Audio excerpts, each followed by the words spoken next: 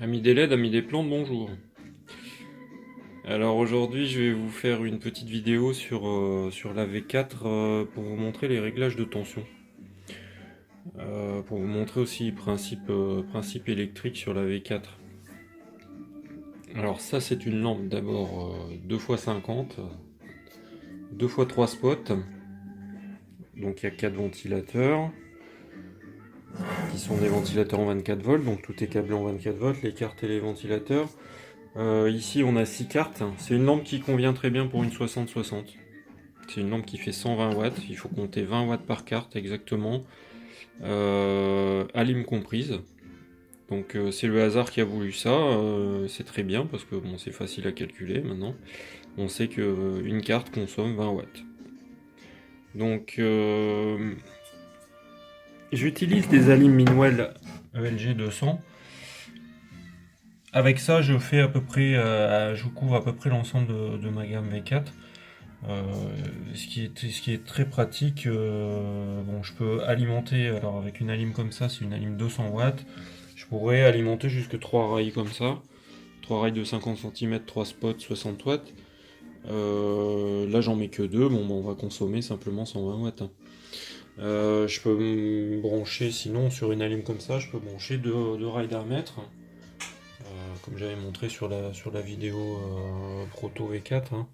Des rails d'un mètre, 5 cartes. Hein. Donc si je mets 2 rails d'un mètre, je me retrouve avec 10 cartes. Chaque carte consomme 24 volts et 750 mA. Donc on se retrouve avec 7,5 ampères. D'où la section des câbles ici. Parce qu'on passe beaucoup d'ampères. Donc il faut minimiser les chutes de tension dans les câbles. Faudrait pas non plus que les câbles chauffent, mais enfin c'est surtout aussi une question de chute de tension. Hein. Donc je suis passé j'ai utilisé du 2,5 carré partout, en câble souple ici, en gaine caoutchouc. Donc c'est un câble qui est forte section mais léger et souple. Voilà, ça permet avec ces alims là donc de passer jusque 200 watts. Hein. Donc ce sont des alims qui sont ajustables, 24A, c'est-à-dire elles ont une tension nominale de 24 volts, vous voyez ici. Elles vont jusqu'à 201,6 watts, 8,4 ampères. 24A parce que ajustable. Et on peut régler, en fait, ajuster précisément la tension de sortie entre 22 et 26 volts sur ces alims-là. Donc ici, pour ce lot de cartes V4, on est en gros à 23,5, 23,6 volts par carte. Donc il faut ajuster une fois pour toutes, hein, on le fait une fois pour toutes, et ça c'est valable après, même si on branche une autre lampe V4 avec ces cartes-là, je précise bien avec ce lot de cartes-là, si on branche une autre lampe V4 avec un nombre différent de spots, on n'a pas touché au réglage. Ça sera toujours 23,5 volts.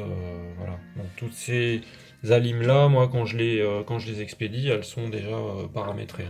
Si vous voulez acheter vos alims de votre côté, ou faire vos montages de votre côté, il faudra régler ces alims, régler la tension précisément pour avoir le meilleur rendement. Sinon vous risquez de consommer trop.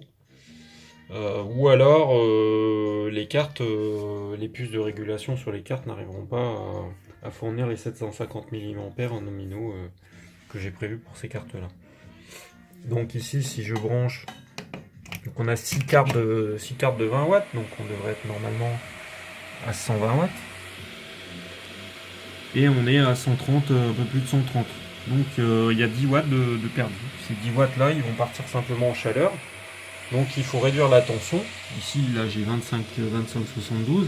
Il faut la réduire pour arriver au point de fonctionnement nominal et au meilleur rendement.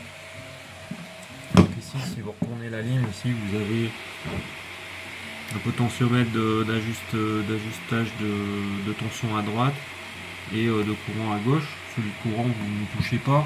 Sauf si vous voyez vraiment qu'il y a un problème, mais bon, il faut le tourner à fond en fait dans le sens des aiguilles lumineuses, le potentiomètre d'intensité.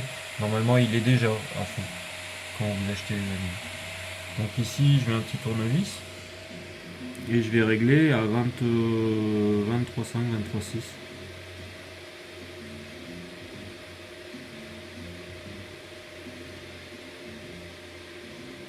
Donc on entend les ventilateurs là tournent moins vite, hein. C'est normal, on leur met moins de tension. Donc c'est bien, ça réduit aussi le bruit de la lampe. 23,7.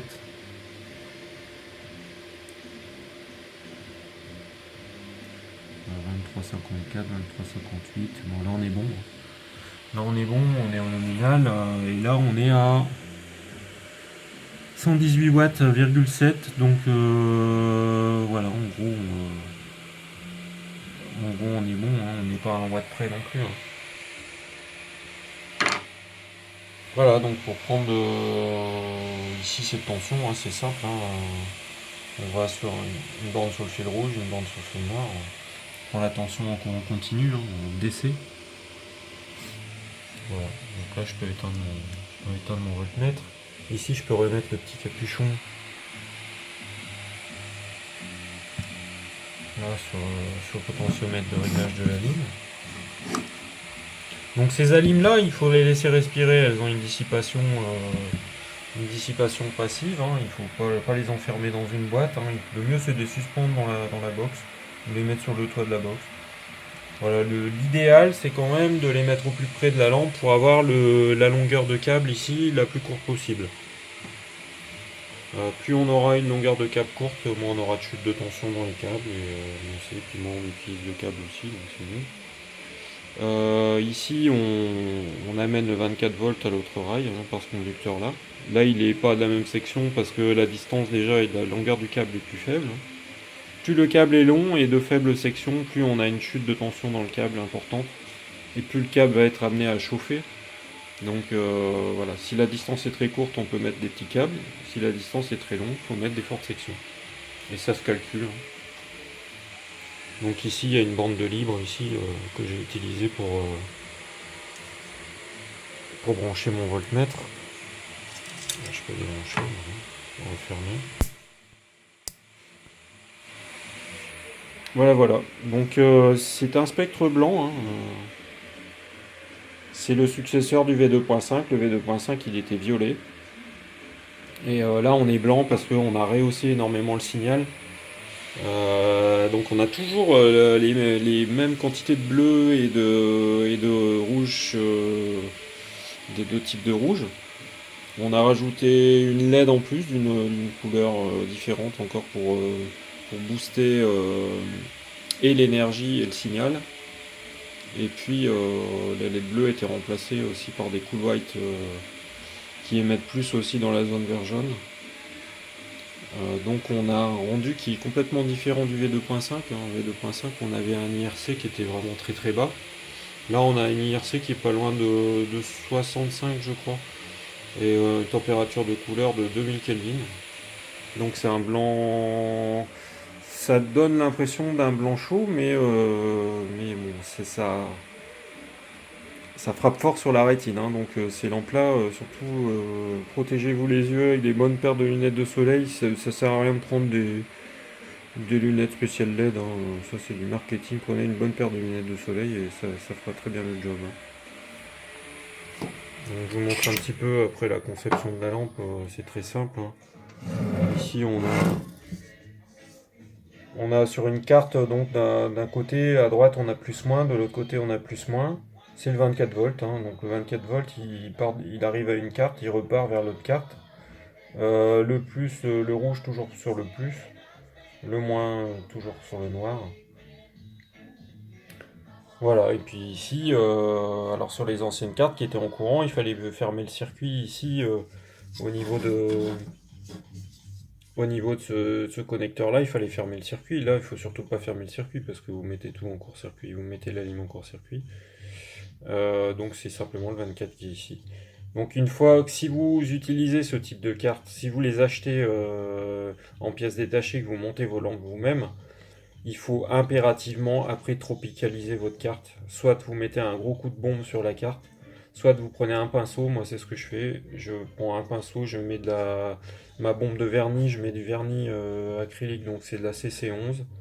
Je le mets dans un petit pot de yaourt et puis avec un pinceau, ensuite j'en mets sur tous les composants, partout et sur tous les connecteurs et autour des LED, mais pas sur les optiques. Parce que si vous mettez de la bombe, vous allez avoir du vernis sur les optiques et vous allez perdre 10% du flux à peu près. Ce qui est pas top. On peut éviter, bon, après c'est un peu plus fastidieux de faire ça à la main, au pinceau, mais bon, au niveau du résultat, c'est beaucoup mieux.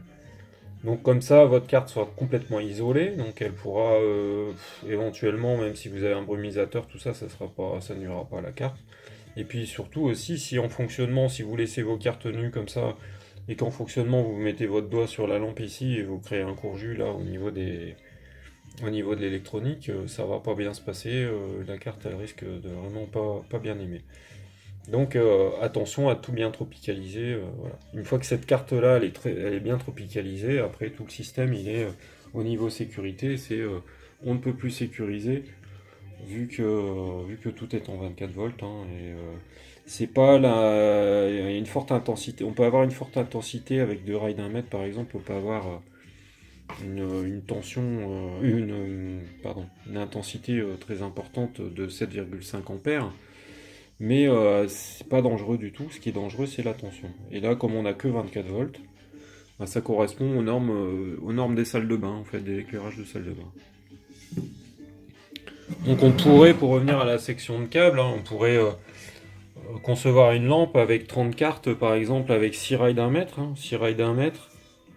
Donc 6 rails de 5 cartes. 5 x 6, 30 cartes.